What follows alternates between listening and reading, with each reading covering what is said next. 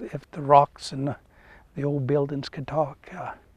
There's a lot of good and bad and ugly and pretty things that have happened in this part of the state. Intertwined with that history is a legendary figure, dime novel hero Kit Carson. John Carson calls him great-granddad. Kit, the Bents, St. Vrain, all those little guys came out here as wanting to be mountain men, fur trappers.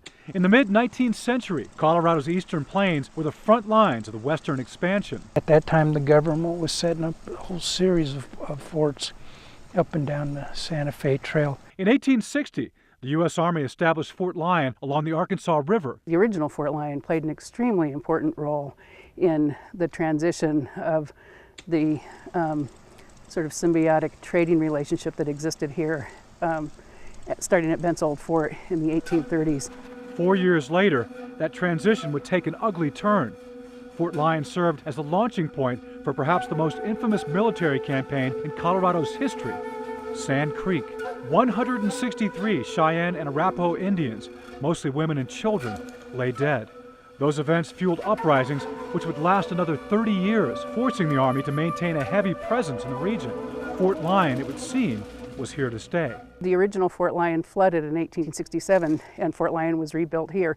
Among the first buildings, two-story adobe houses known as Officers' Row. These buildings represent that transition or the continuity of that whole story from Bent's Old Fort to Bent's New Fort to the original Fort Lyon to the continuation of Fort Lyon. The Indian Wars ended in 1897 and the Army abandoned the post. The U.S. Navy moved in a few years later. In the early days it was a tuberculosis hospital, but after World War I it slowly became more of a hospital for those in need of psychiatric service. Fort Lyon's role as a hospital ended in 2001. It then became a minimum security prison. 2 years ago, state budget issues forced that to close, and Fort Lyon again sits unused. So this is the original 1867 parade ground that we're walking on. County leaders want to see Fort Lyon once again serve veterans as a homeless rehabilitation center. Our biggest challenges right now are getting this idea funded. And funded quickly. Empty buildings are an invitation for destruction. If this place is abandoned, it will be, I'm sure, quite quickly looted.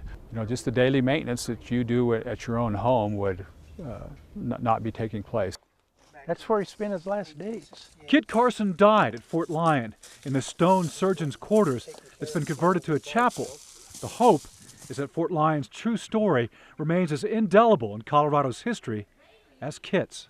And you don't need the old dime novels that were written about Kit. You don't need, glorified stories. Because if you read true history, it's amazing how folks survived and what they did and what they had to overcome here.